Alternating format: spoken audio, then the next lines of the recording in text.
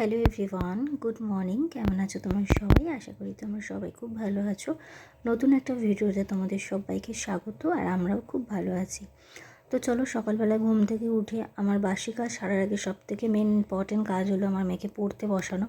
আমি যত লেটেই ঘুম থেকে উঠি না কেন, পড়তে ওকে আমি বসাই।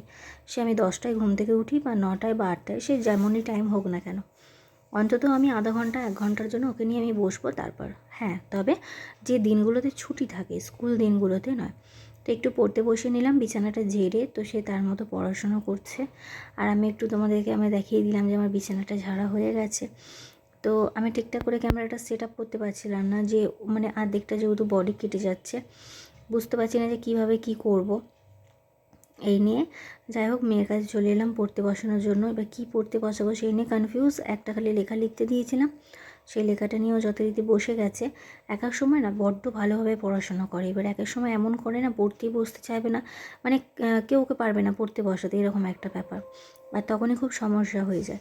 তো যাই হোক, ফার্স্টে যে কাজটা দিয়ে দিয়েছিলাম সেটা কমপ্লিট করে নিয়েছে। আচ্ছা, ভিডিওটা সবাই বুঝতেই পারছো বড্ড স্পিডে রয়েছে, ধীরে নেই ভিডিওটা। তো বলে সে তার মতো লিখছে এবং আমাকে জিজ্ঞাসা করছে, যে কিছু বোধহয় জিজ্ঞাসা করছিলো সেই মুহূর্তে। তো এই লেখাটা শেষ হয়ে গেলে আবার তো কিছু লিখতে দিতে হবে। আমি মোটামুটি 3টে সাবজেক্ট 1 পাতা করে লিখতে দিচ্ছি, এখন ছুটি বলে 1 পাতা করে লিখতে দিয়ে এটা আমি লিখতে দিচ্ছিলাম, যে বারের নামগুলো সুন্দর করে মুখস্থ করে, এবং ইভেন নিজেও যেন লিখতে পারে মুখস্থ করে। তো সেই ক্ষেত্রে বারের নামগুলো ওগুলো লিখতে দিচ্ছিলাম। দেখো, তোমাদেরকে আবার দেখাচ্ছি যে লিখতে দিয়েছি। তারপরে আমি ওটা রেখে দিলাম, ওর কাজ হয়ে গেছে ওই দিয়ে। ও বললো, মা এবার দাও, আমার নেক্সট কাজ কী আছে। তো ভিডিওটা বন্ধ করে আবার চালু করলাম, একটু নিজেকে দেখে নিলাম কীরকম লাগছে। আবার চলো মেয়ের কাছে ফিরি। এই যে মেয়ের লেখা ওখানে কমপ্লিট, ইংলিশ লেখা কমপ্লিট, অঙ্ক লেখা কমপ্লিট। এবার হবে বাংলার পালা।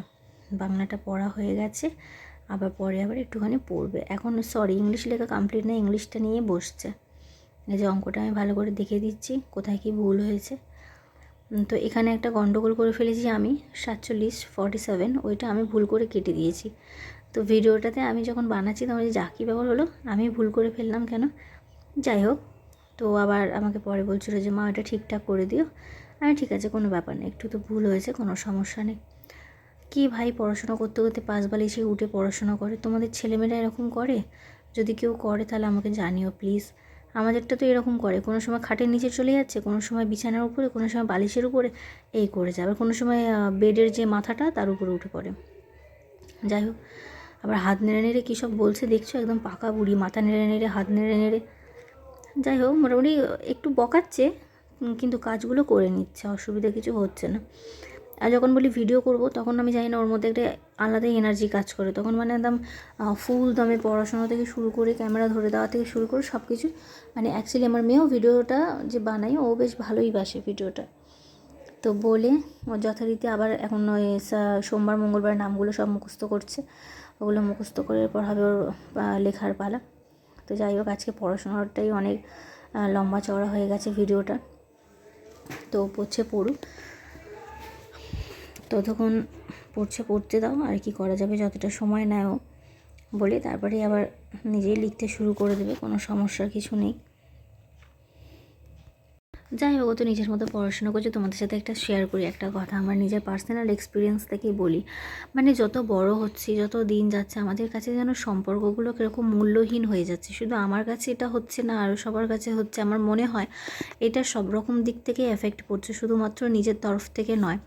যত দিন যাচ্ছে মানুষ চাইছে না যে এত বেশি মানুষের সাথে সম্পর্ক রাখা যাক, যত বেশি একা থাকবে ততই শান্তি। তো যাই হোক, কি বলবো আর, এগুলো আর কি বলতেও ভালো লাগে না, কিন্তু এগুলো আমাদের সঙ্গে সবসময় থাকবে বলে মেয়ে আবার যথারীতি ওই যে নামগুলো পড়ছিল সেগুলো সব ওর পড়া কমপ্লিট, লিখতে শুরু করে দিয়েছে। ওর লেখাও মোটামুটি 2 লাইন লেখা হয়ে গেছে। এই দেখো, দেখেছো এত স্পিডে আছে ভিডিওটা, এক্ষুনি লেখা হয়ে গেল। আবার মেয়ে নিচে নেমে আবার উঠেও চলে এলো। তো যাক, একটু খুনসুটি করছিলাম পড়তে পড়তে, ভিডিওটা স্পিড আছে বলে এরকম লাগছে। তো বলে আমি বললাম একটুখানি বাবা গ্রামারটা নিয়ে বসো, একটু গ্রামারটা পড়ে নাও। তো সেরকমভাবে চাপ দিচ্ছি না, খুব হালকাভাবেই পড়াই। তো চলো, মেয়ের এবার পড়াশোনার পালাটা তো শেষ করতে হবে, সারাদিন তো নিয়ে বসলে হবে না। তো দেখেছো কত বাসন মাজা হয়েছে, আজকে 1 গামলা বাসন মাজা হয়েছে। তারপরে মেয়েটা খেলা করছিলো একটুখানি, আমি আবার অ্যাকোরিয়ামের সামনে এলাম। আমাদের অ্যাকোরিয়াম ছোট্ট পোনা, আমার ছানা পোনা ছোটো ছোটো। তাদেরকে নিয়ে একটু খেলা করে নিলাম। এবার চলো রান্নাবান্নার দিকে যাওয়া যাক। শুধু তো আর খালি পড়াশোনা, রান্না বান্না এগুলো তো নেই, আমাদের বিশাল কাজ, মানে বিশাল মানে পুরো একটা ঘরের দায়িত্ব থাকে, তার মধ্যে ছোটো ছোটো অনেক কাজকর্মই থাকে।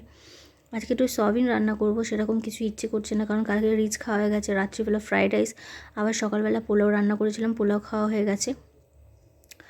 তো বলে আজকে মোটামুটি সাদা ভাতই রান্না করব, আর তার সাথে একটু সয়াবিন আলু বেগুন দিয়ে তরকারি করব মাখা মাখা, আর একটুখানি সবজি দিয়ে ডাল রান্না করব, সেরকম কিছুই প্ল্যান আছে।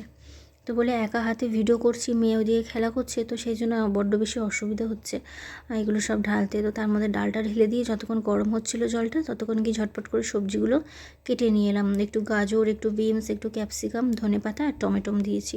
টমেটোটা না দিলেও হতো, তো তবুও আমি দিয়েছি। আমার এই শীতকালে টমেটো ধনেপাতা এগুলো বেশি ভালো লাগে খেতে। যাই হোক, আর মানে টমেটোটা আমার মানে কী বলবো, শীতকাল বলে না, আমার যে কোনো তরকারি থেকে শুরু করে আমার যেন টমেটোটা না দিলে আমার ঠিক ভালো লাগে না। তো বলে ধনেপাতাটা একটুখানি ছেঁকে নিলাম, ছাঁকনি দিয়ে ধুয়ে নিয়ে ছেঁকে নিয়ে দিয়ে দিলাম ডালে। এবার নুন হলুদ দিয়ে তেল দিয়ে যথারীতি বসিয়ে দেবো। আর এই যে পাগলের মতো বকবক করতে দেখছো না, এগুলো সব আমার মেয়ের সাথে বকবক করছি। একটুখানি তেল দিয়ে দিলাম, এবারও নিজের মতো হতে থাক। এবার বাকি আমার যে কাজগুলো রয়েছে সেগুলো এবার সারতে হবে।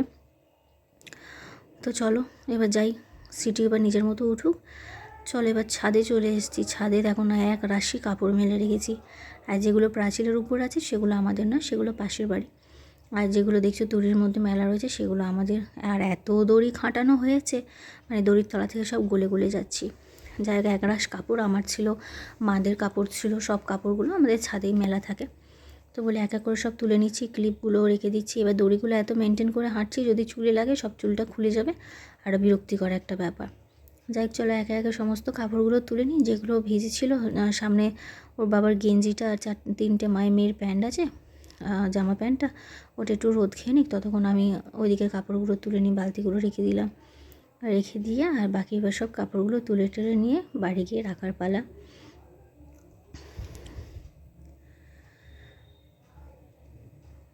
দেখলে কত সুন্দর স্পিডে নিয়ে চলে এলাম একবারে হুশ করে।